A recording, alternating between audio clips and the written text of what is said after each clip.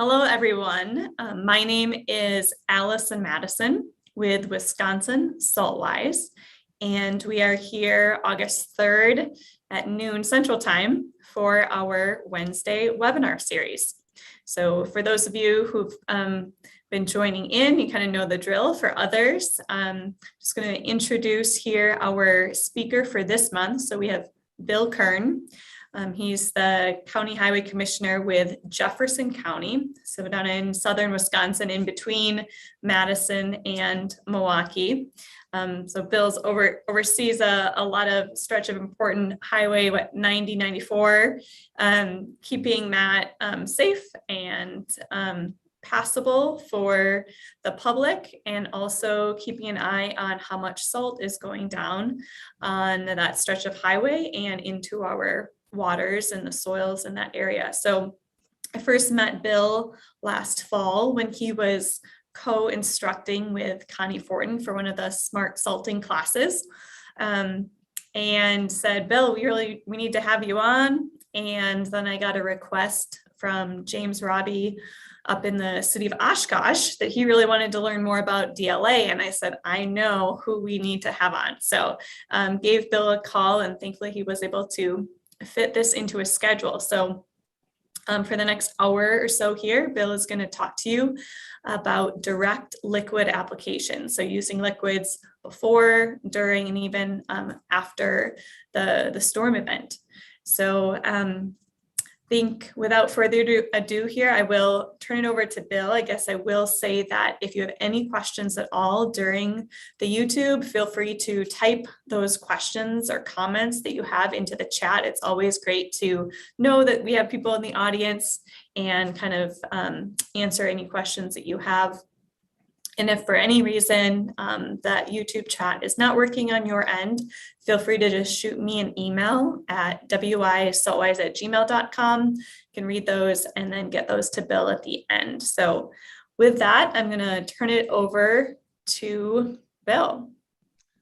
Thank you, Allison. We'll get started here. Allison gave me a good intro there. So yes, I'll just I'm going to open up a presentation here.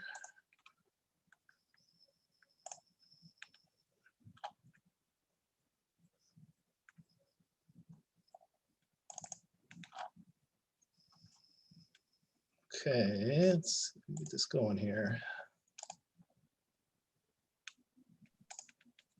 Looks great. Are you seeing that? Yeah, I do see right now kind of there, perfect. There we go. Okay, yeah, I am a highway commissioner at Jefferson County. I been here for about 17 years, I believe it is now. And previous to being at Jefferson County Highway Department, I served for over a decade, actually, at two other county highway departments in Wisconsin. I was up in western Wisconsin and up in northern Wisconsin, working for those highway departments. So today we're going to talk about liquid application. I guess the whole goal here, we're talking about salt reduction, and that was as we started years ago looking at our winter maintenance work. We started talking about a decade or more than a decade ago about how we can actually reduce our dependence on salt, and try to maintain the same level of service, but what can we do to actually improve our application of salt during the winter time. So I'm going to step through a presentation here, a PowerPoint that what I want to do is, before I jump quickly into the DLA, I want to give you a little background on how it took us a while to actually get there. So it's kind of an advanced technique we're using for using the liquids during storms and post-storm. And we didn't do it overnight. It wasn't something we just jumped right into. It took us several years. So I want to step into it, let you know exactly what we did to kind of get there, and then explain the 4 or 5 winters now where we've been using a lot of primary direct liquid application. As you see, we have about 540 lane miles of state and federal highways to take care of. As Allison mentioned, we have I-94 east-west through Jefferson County, and we also have State Highway 26 north-south through the county. That's another 4-lane expressway, kind of an interstate type design. And then we have 525 lane miles of county highway. So anybody who's on here listening right now, it's almost all high-speed type roadways that we take care of. So we are almost all 55 mile to 70 mile per hour roadways we take care of.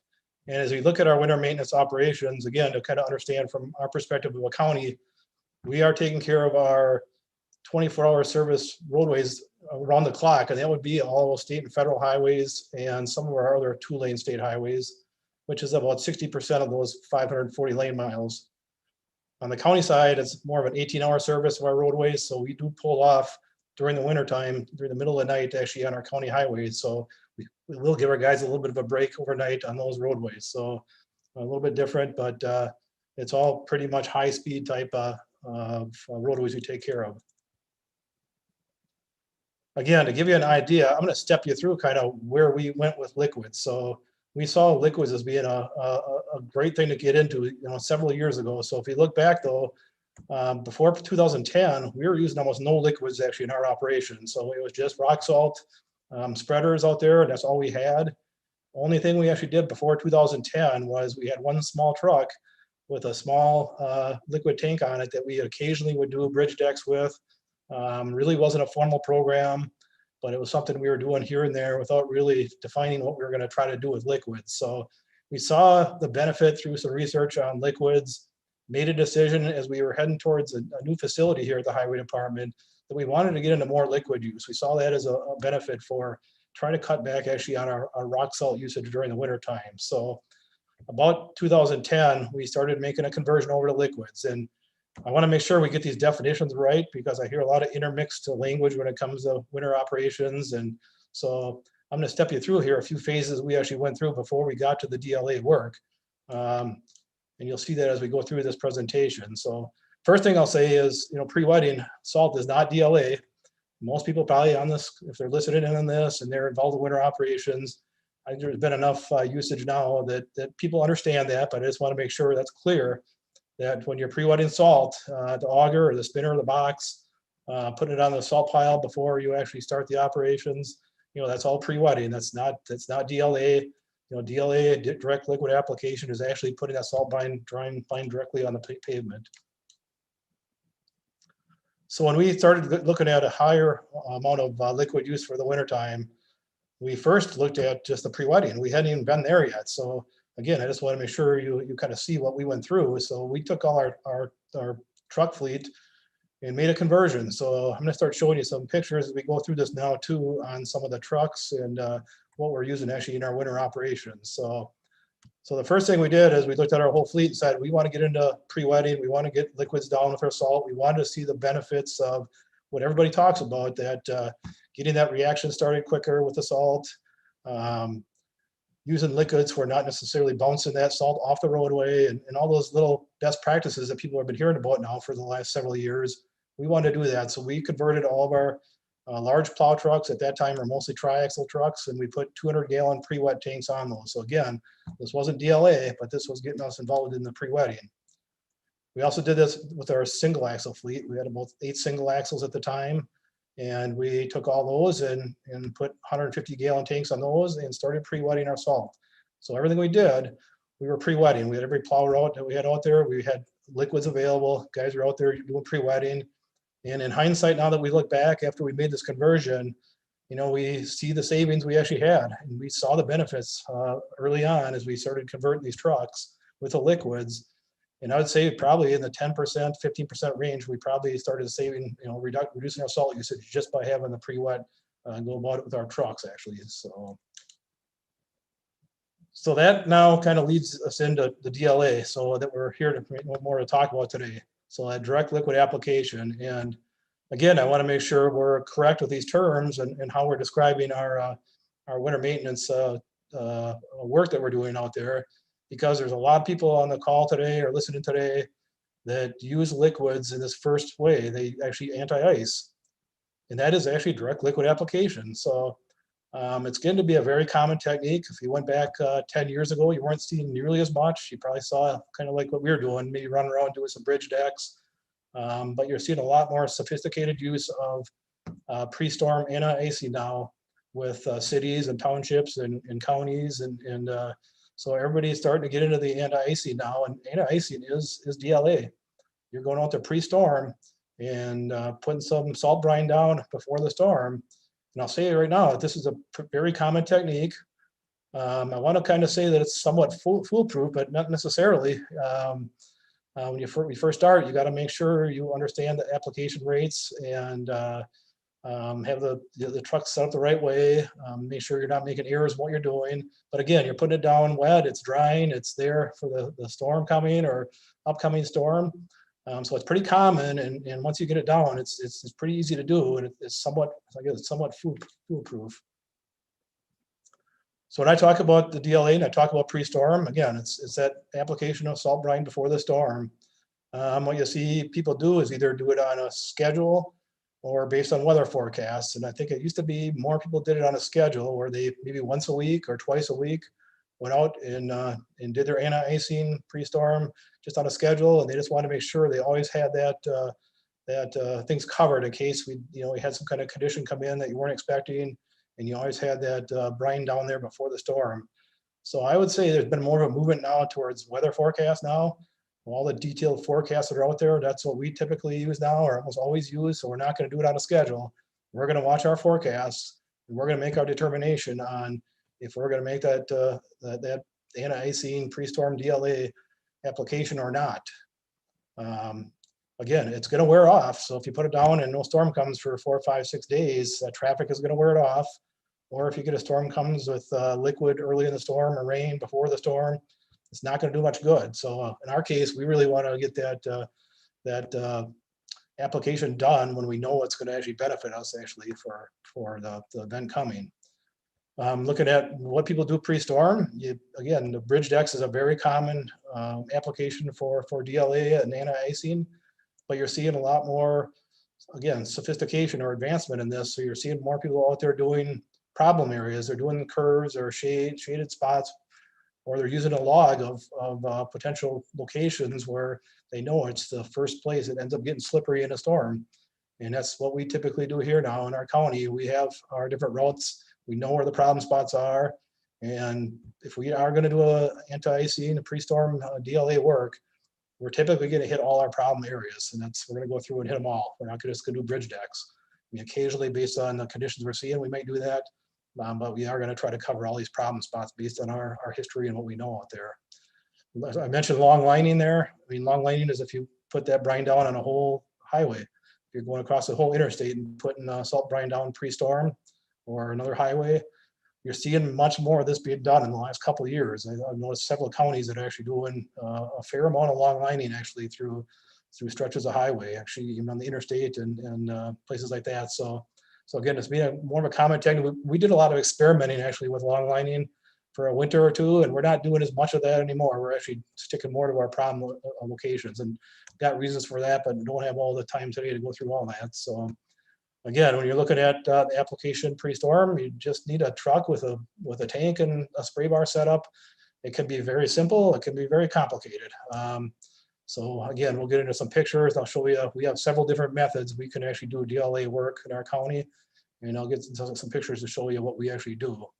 And as far as application rates pre-storm, we're probably in the 20 to 40 gallon per lane mile rate for pre-storm. You're probably going to see us on the lower end when we're doing it with some of our individual trucks, plow trucks, and maybe a little bit on the higher end when we have some of our tankers actually out doing liquid applications. So again, it's kind of some of that may actually be based on some of the forecasts we're seeing too. Again, I'm just looking at the equipment options you have. There's a lot of more options out there than there was a few years ago. So when you look at the trucks that are out there, you have a lot of fixed trucks that people are using now for DLA work. You got plow trucks with inserts. You got a variety now of winter bodies. That some are full bodies that are kind of inserts, and some are actually bodies that people swap out now during the winter time. In the summertime, they swap out for a box or another body. So there's a lot of options out there, a lot more than there were just a handful of years ago. So now I'm going to step you through kind of again our process of what we've actually done here. This truck is, again, when I talk about simple or low cost, this is what we were actually doing before we really got a formal program going here. Just a conversion of a weed spraying tank on a little flatbed truck, and we converted this over. Only had 500 gallons, and we use this as a way to actually do some of those bridge decks early on before we really got into more of a formal program.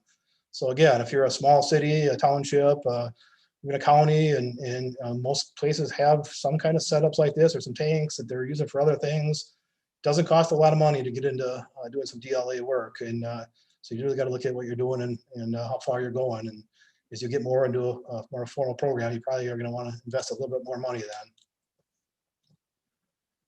As we moved in Jefferson County into wanting to use more liquid, this is kind of the start here now, is we were moving to a new facility and made a decision that we liked the liquids we were doing with our pre-wetting, the anti-icing stuff we've been doing with our small truck, saw the benefit of the liquids. So we made a decision that we were going to start using a lot more liquids. So we invested in a larger brine maker, and then we invested in this tank, 1,800 gallon tank, to slip into one of our, at that time, a triaxle truck. And we decided to expand that program out. So we weren't just going to do a few bridge deck locations. We were actually going to start expanding that into those problem areas and shade areas, and wanted to try to do some long lining before storms. And this is how we did it. This is the truck we used, got it out there doing this work. And again, learned a lot actually by the experimenting we did with this truck, going out there pre-storm and doing not only the problem areas, but also doing some long lining to see how that would play for our storms as they came into our county.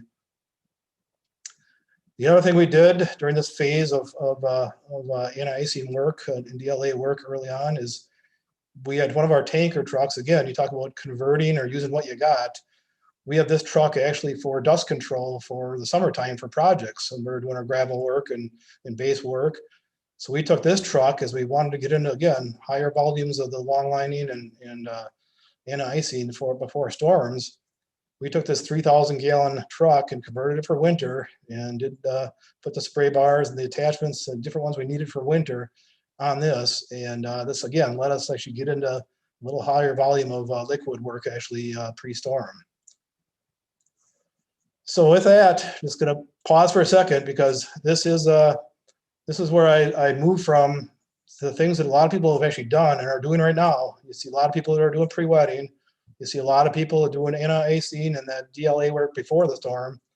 But there's not a lot of people probably out there using what I call more of advanced techniques here, is doing DLA work and applying liquids during the storm event or post-storm for cleanup.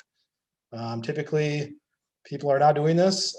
We started doing it about 5-6 years ago.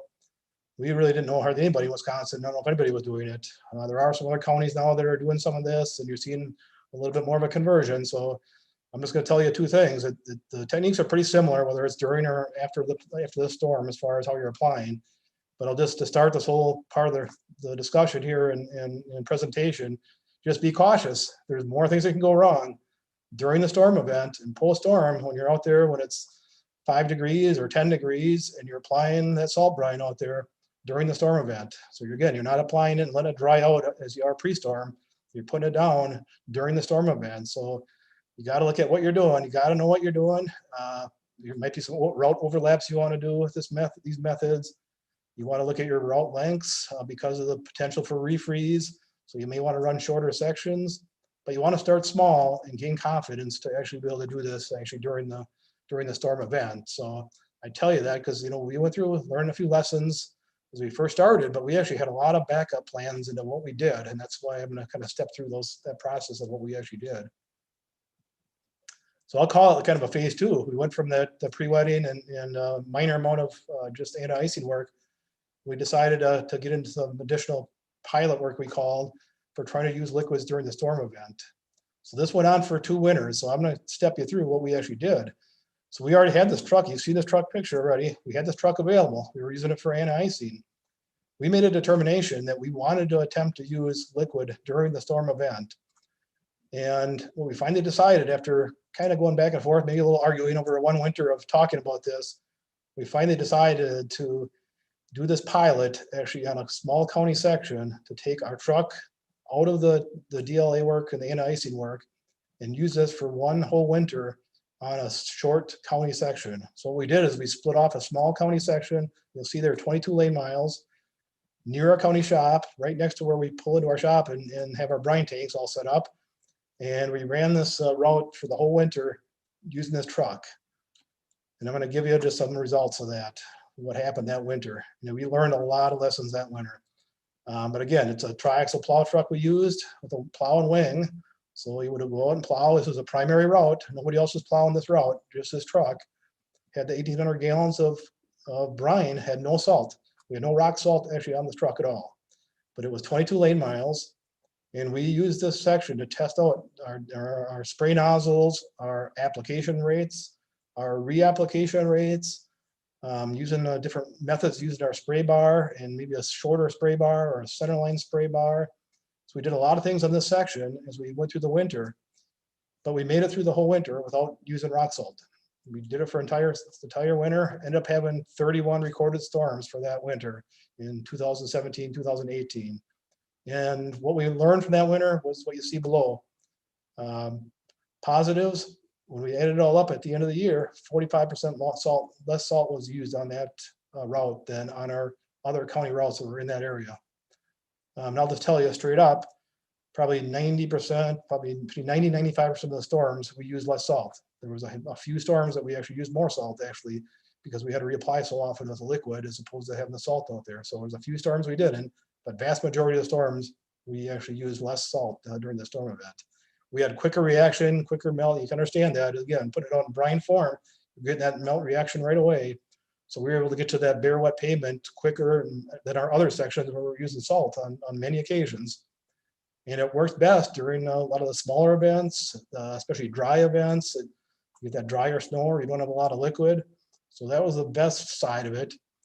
The negative side of it, or the worst side of it, was if you had a high moisture event storm, or if we went out there in the morning and we had a lot of snowpack because the storm came overnight and we ended up with 3 or 4 inches of hard pack overnight when we weren't out there.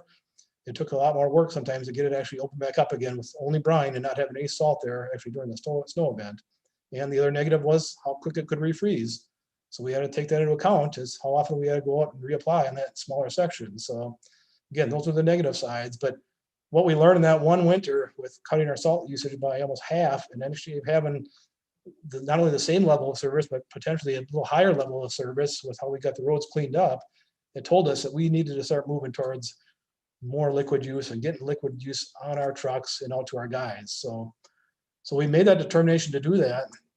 The problem was after that winter was over, when we made a determination was we knew we couldn't do that overnight. We have over 20 plow routes and we were all set up to operate a certain way. And so we came up kind of with a bridge year the next year. Is when we decided to get liquids towards our plow routes, we decided to move into a second year of our pilot. In this case, we decided to take all of our trucks that we had available with tanks and put them back out on routes again the next year. But what we did is actually decided to use them in a different way. We put those trucks into routes where we could overlap them with some of our existing plow trucks, but then try to use primarily liquids as much as we could in combination actually with our plow trucks that are out in the field.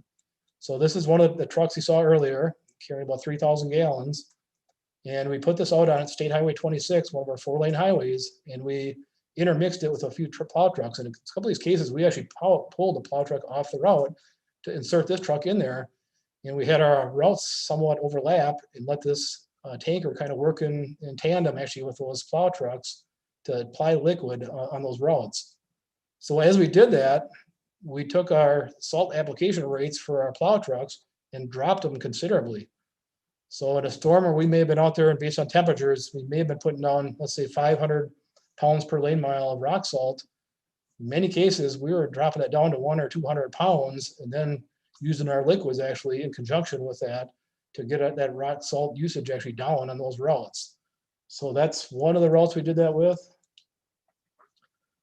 And this is kind of the back end of that. And again, we experimented quite a bit with different spraying techniques and techniques.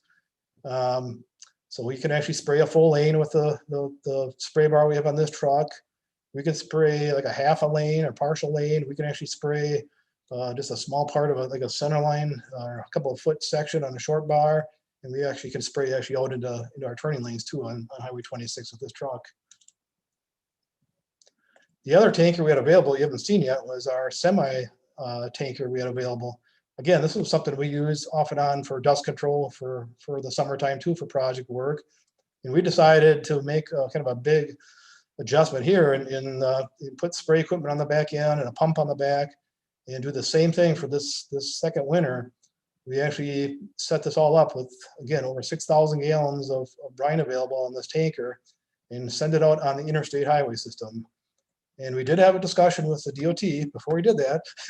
So we sat down before the winter and gave them this idea and explained exactly what we're doing. Not sure how comfortable they were going to be, but I think we convinced them, because at the end of the day, they were very convinced that we knew what we were doing and we were going to, how we were going to attack it. We were not going to just send this truck out there by itself. We were actually going to send it out again in tandem with the plow trucks that were out there.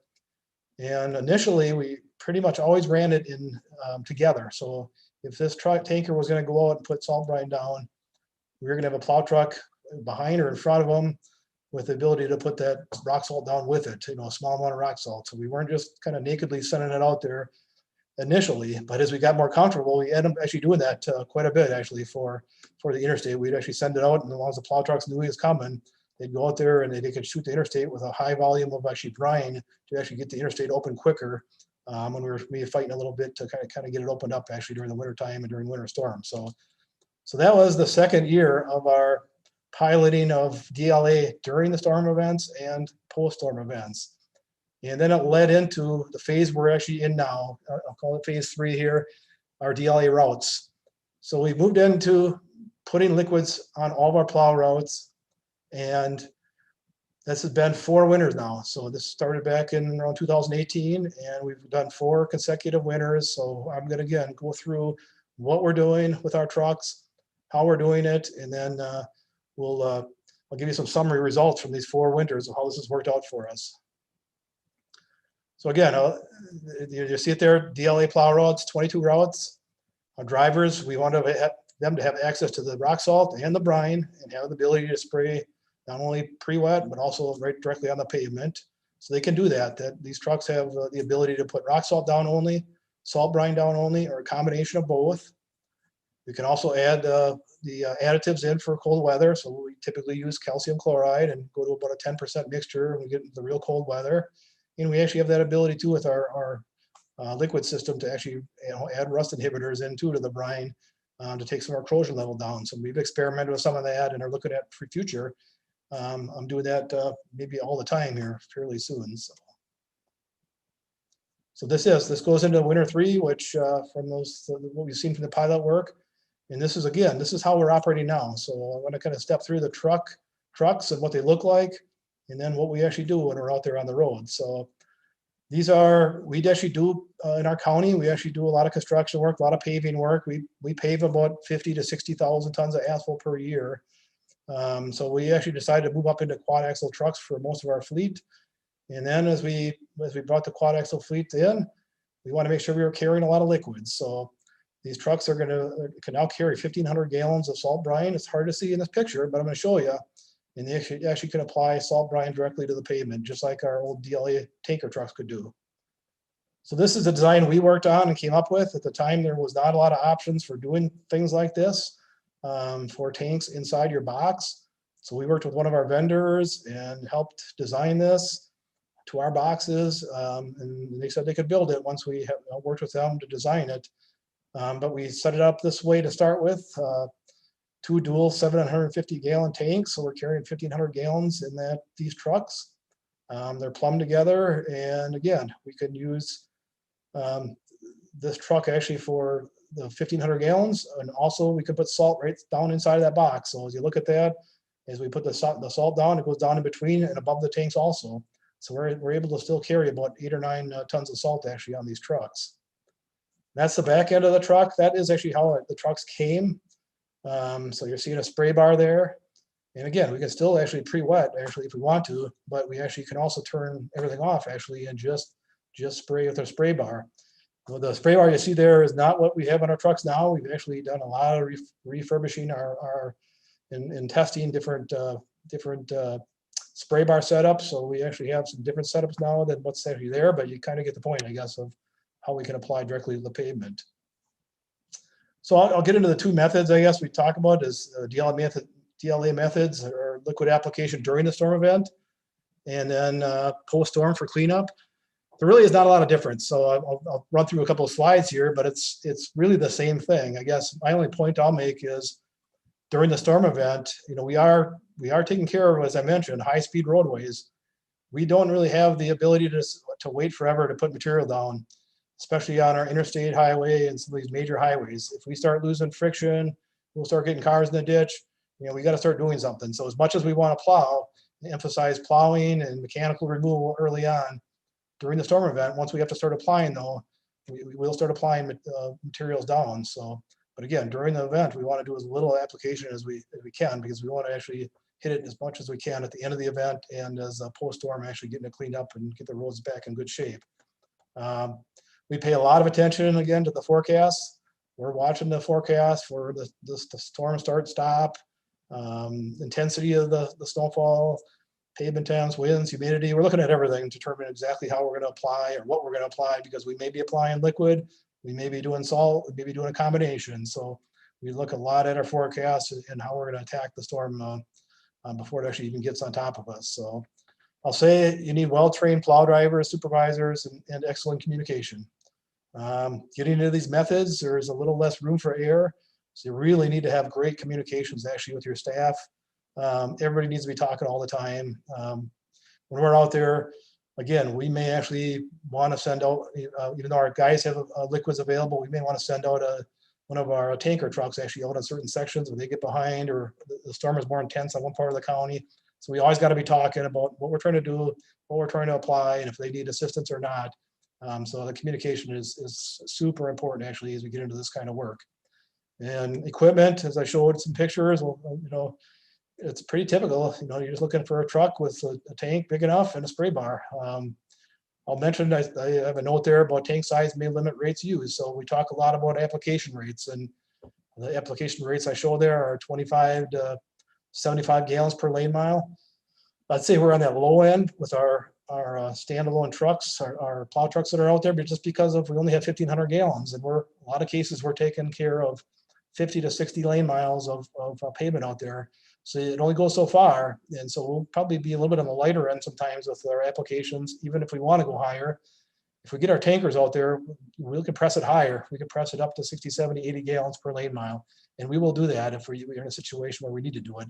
We don't like to go too much above 75 or 80 gallons, just because we don't really see as much benefit once we go above about that point actually of our applications. And the other thing I mentioned there, technique, is a short spray bar. I've mentioned that a few times. That is something we're using a lot now. Even though we set up spray bars that can go across a whole lane, most of the time we're actually focusing on that center line, and we're trying to get that roadway opened up if we need to first, if we have any snowpack. And that's where, as I get into cleanup here, again, it's a very similar slide here. You're going to see almost the same things on here, but I'll mention a little bit more about that short spray bar here and snowpack. So again, when we go there to clean up, we'll, based on what we have out there, we'll make a determination whether we're going to try to clean up that storm with liquid only or a combination. And when you use that combination, we're still going to try to minimize the amount of rock salt we're putting down and go with as much liquid as we actually can, because that's where we really start seeing the benefits of reduced salt usage actually, is through that amount of liquid we actually can put down. When we get into hard pack, it gets a little different. We really got to look at what we're doing. But again, it's no different than if you use only salt. You see that technique used where you windrow some of that salt actually on the center line, that crown of the roadway, and then you work that to actually try to get that road open first from the center line and work it back out. It's the same with the liquid. We're actually applying our higher amount of liquid. So instead of spraying the whole lane, in many cases, if we have hard pack, we're going to put all that liquid down in just that center 3 or 4 feet. And that's where we'll put our salt down too. And we're going to try to get that thing broken open before we actually start applying more material actually down to that roadway.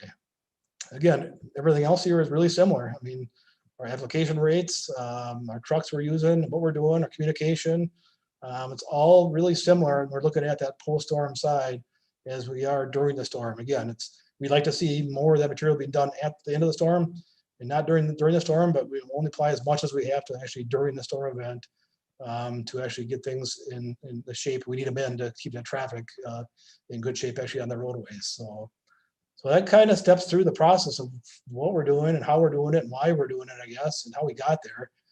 I'll mention a few more things before I wrap up with some summary data here at the end. If you're going to get into direct liquid use and you're going to start going to the means we're going to, you got to have a lot of liquid.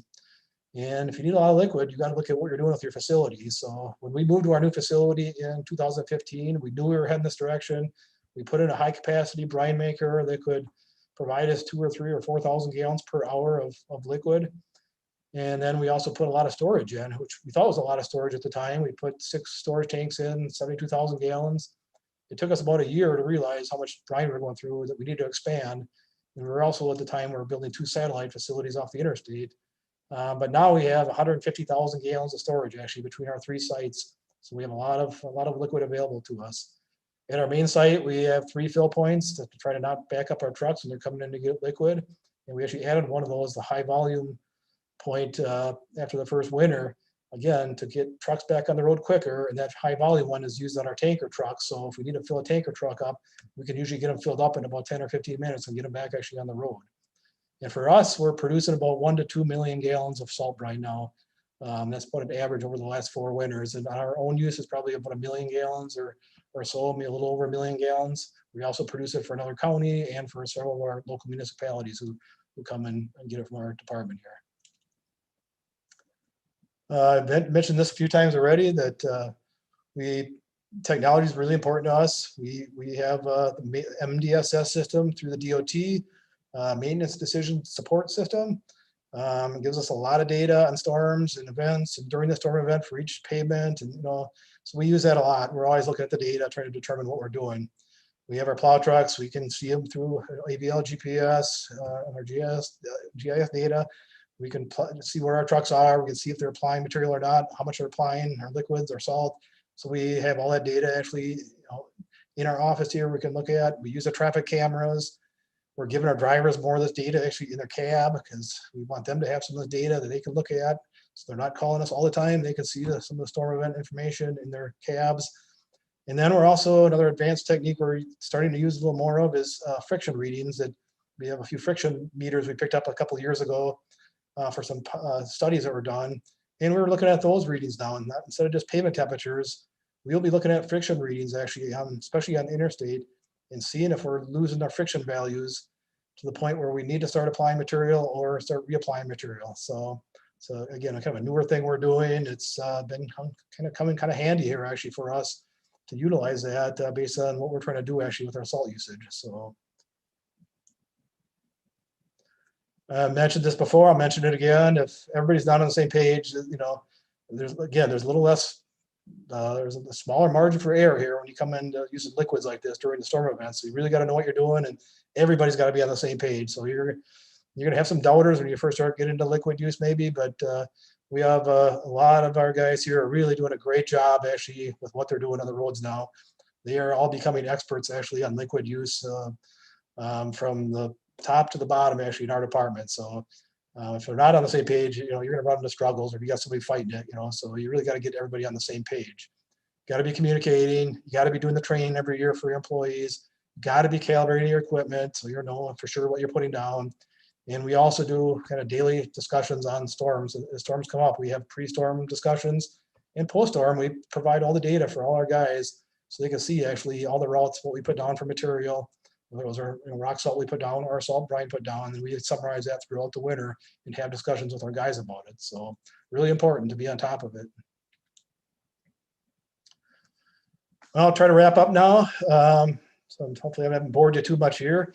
What I'm going to try to summarize here at the end here over a few slides is to show you our reduction. Our whole goal of what we're trying to do again was reduce our salt usage and try to maintain or increase our level of service. So we were not trying to take our level of service down. We were trying to increase it. So I'll just say, if you're not using liquids, get into using liquids, first of all. If you got to start with pre-wet, if you don't have that on all your trucks, or not doing at least some anti-icing, start there and get into it, start using liquids. I'll tell you what, you're going to save salt if you're using liquids. You can reduce your salt application rates if you're using liquids. If you're using the techniques we're using, we have that ability, again, to cut back quite a bit actually on our application rates of our rock salt. So we've cut them down in a half to a third or less sometimes in storms, based on that liquid actually being out there and working right away and staying on the road. So those application rates will probably go down if you start using these kind of methods. We actually only use liquid for a lot of our small events actually. So especially early in the year, early in the winter, late in the winter. If the pavement temperatures are right too, you'll see us actually out there applying liquid sometimes only, not putting any rock salt down at all. So that's another thing we're doing actually to cut back on our salt usage. So that's a little tidbit I'll throw out there for you. As far as savings, and now I'll kind of start hitting on that in the next slide. The next couple slides, I'll show you that. We saw that savings, which got us more into the liquid use from that pilot work we did in that small section. We saw a 45% reduction in salt usage. When we went to, now that we've gone to this DLAN routes for the last 4 years, we've seen actually a 60% reduction now in our salt usage actually on the state and county highways. So again, I'll run it through here, a 60% reduction. If you look at our average combined salt usage on state and county highways over the last 4 winters, we've averaged only about 5,000 tons of salt use actually on our whole county and state system. If you went back the previous decade, we were using on average 15,000 tons of salt actually in our county. Looking at it another way is pulling straight off the DOT's storm reports. Over the last 4 winters, we've averaged 5.7 tons per lane mile on state highways actually during the winter, the last 4 winters. Previous 12 winters, we were averaging on average 19.1 tons per lane mile actually of salt usage on our state highways. So you see that huge reduction actually in salt usage actually on our roadways. I looked at it just to kind of check over the last 4 winters, and we're putting about 20 to 25% of our salt down now in liquid form. So it's still, we're still using, obviously it shows how much rock salt we're still using, but we're getting close to a quarter of our salt actually going down in liquid form now. So I want to quantify all this and wrap up here. So when it comes to savings over the last 4 winters, so it's kind of interesting to look at the data here. And again, I'm pulling all the state data right from the state storm report information I have. But over the last 4 winters, if you looked at what the state anticipated us to use in salt based on the severity index we've had over the last 4 winters, they would have anticipated we would have used about 34,000 tons of salt on the state highways. We only have used a little over 12,000 tons. So we've actually had a cutback of over 21,000 tons of salt on the state highways over the last 4 winters. And at $81 a ton, which we're paying for salt, we're looking at about $1.7 million. On the county side, we would have expected, again, by severity index to use 18,000 tons of salt. We used about 8,000 tons of salt. So about a 10,000 ton cutback, or about $800,000. So overall, over 4 winters, we've saved about $2.5 million in material usage with about a 60% reduction in salt usage. And environmentally, which we all care about, and that's why we're looking at this too, you're looking at 31,000 tons or 62 million pounds less rock salt going into the groundwater, going into the lakes, rivers, streams in Jefferson County over 4 winters. So to me, that's just been a huge impact. We put it all together to see a 31,000 ton decrease actually over the 4 winters. And just to throw back another number at you too at the end is, people have asked us how much did we invest to get into doing what we're doing now. And I think when we ran the numbers in the first winter, what we invested in our brine maker and all our tanks and our trucks, about what we spent that first winter is what we probably saved in our first winter of the salt reduction we had.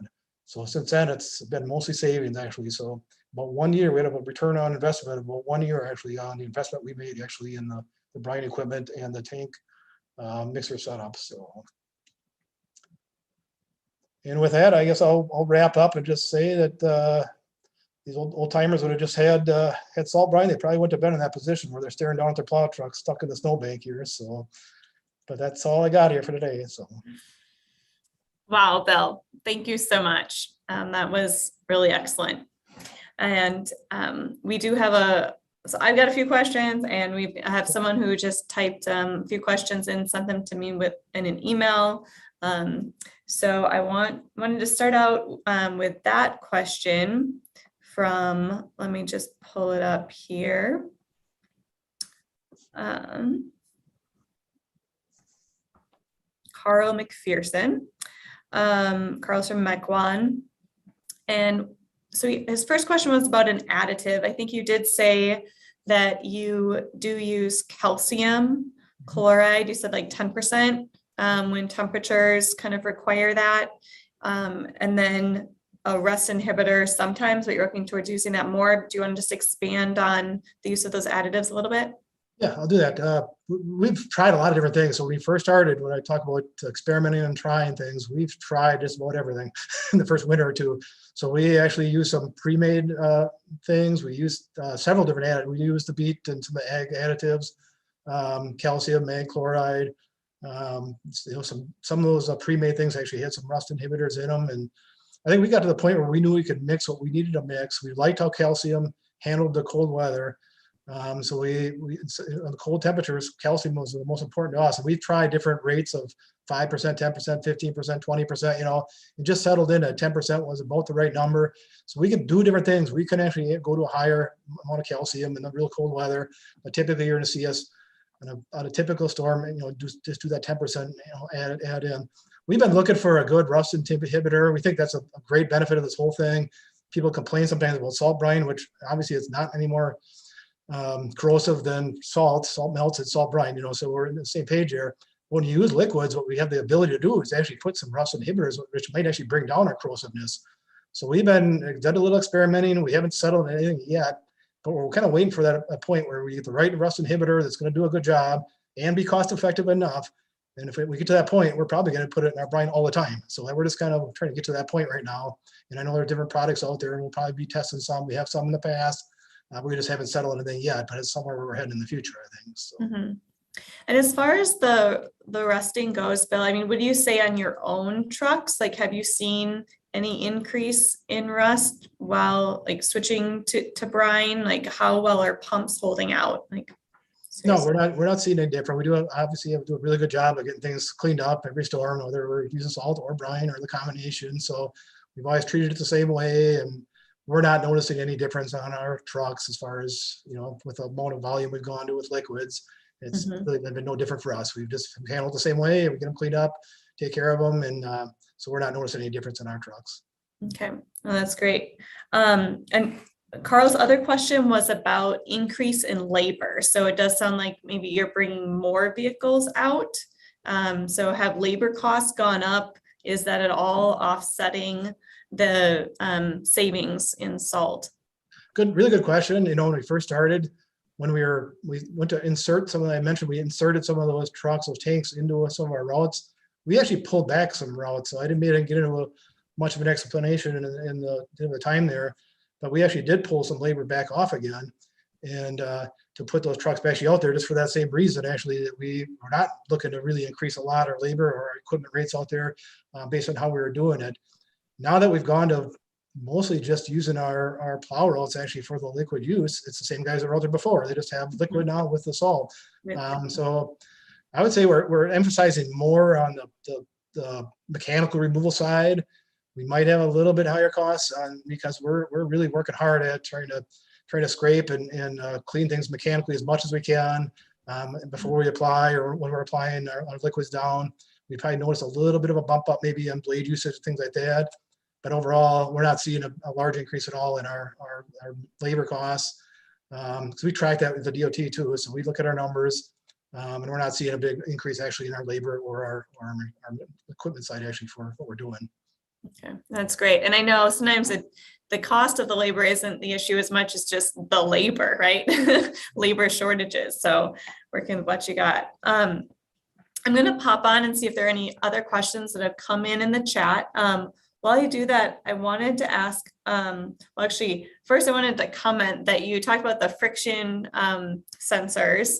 And I don't know if you know this, but we did have Andy Bill from the Tops Lab come on a couple months ago. So if anyone's interested in hearing the results of those studies that you alluded to with friction readings and looking at how brine really does get us to like safer roads faster, I'd really recommend that people check out that webinar with Andy. It was our June webinar.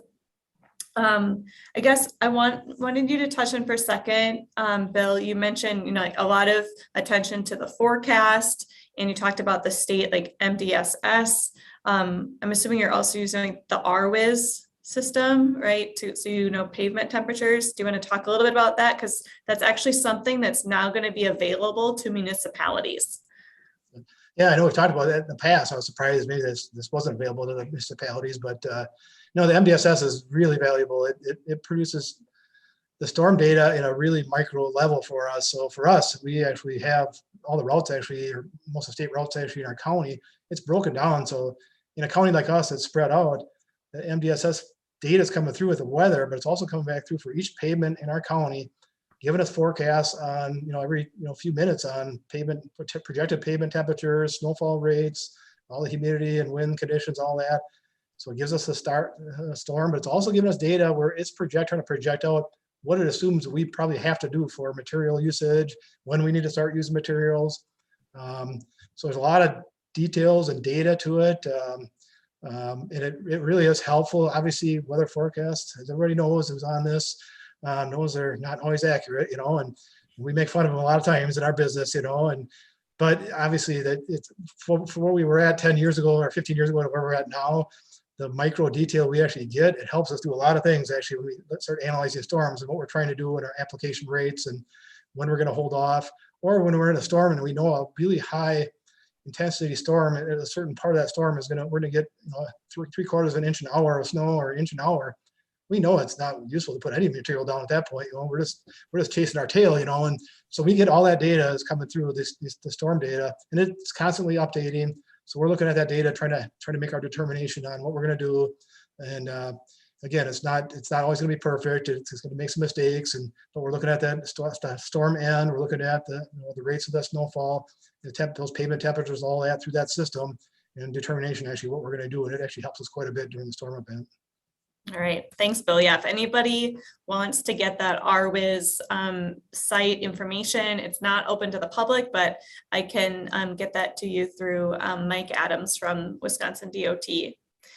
So we do have another question coming in here from Greg. He said, Bill, he's looking to get into DLA/combo routes for mostly residential streets. Do you have a recommended starting point as far as gallons per lane mile? He said, with rock salt. So I guess I'm not quite sure if maybe Greg, if you want to type something into the chat there, you're looking at doing DLA, but then still having a little bit of rock salt, kind of like Bill's talking about, as my understanding from that question. So Bill, any recommendations for mostly residential streets for rates? Yeah, and it's not going to be much different. I think you just got to, again, you got to get comfortable. That's what I say, be cautious as you start this. And if you're out there, I know people who've gone out and whether it's at city level or a county level, that tried to jump into this too quickly and just use liquids and did not have a backup plan, did not have overlaps, did not have rock salt available, and have had some pretty bad refreezes in a few areas because of it. And they want to just throw their hands up and be done, use the liquids, and so you got to decide, and I would just caution that, use them in combination to start with and get comfortable. And you just got to find the right combination. It's all going to depend. Your rates are all going to depend on temperature anyway. But whatever you've done in the past, look at it this way. If based on the weather conditions and the temperatures, if you would have been going out there and just regularly putting down, say 300 pounds, per lane mile, I'd call per lane mile in our business, obviously, can you cut it in half if you have that liquid available and you're going to start at, let's say 30 gallons, 35, 40 gallons. I mean, I'd say 30, 40, 50 gallons per lane mile is actually a pretty normal amount for the liquid side of it. So it really comes down to if you have that liquid available, could do that. Take what you're doing with your rock salt and turn it down some, but you still have that rock salt available as you get more comfortable, then you can really see what's happening and how quickly you might get refreeze and things like that. So you really got to, you can use them in combination to kind of get through that hump, and it's all going to depend on pavement, temperatures and pavement temperatures is how much you got to put down anyways. So. Yeah, no, I like your start small, kind of build confidence. I think that's a great recommendation. I love, you talked about doing that pilot route close into the shop where you've got easy access to the brine. I mean, for some municipalities, the 23-mile route doesn't necessarily seem like a short section, but yeah, so it's all relative there. But great.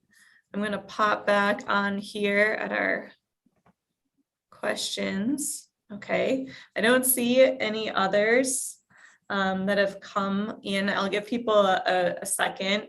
Yeah, just really blown away, Bill, by your numbers, starting out with those, like 100-ish gallon tanks, and now you're talking about 6,000 gallon tankers, having all your trucks outfitted with 1,500 gallons. I know that your story of just needing to work with your manufacturer to increase capacity. It's like you're pushing the envelope here and helping kind of pave the way for others. So we really thank you for coming on, for doing this work and coming on and sharing about it.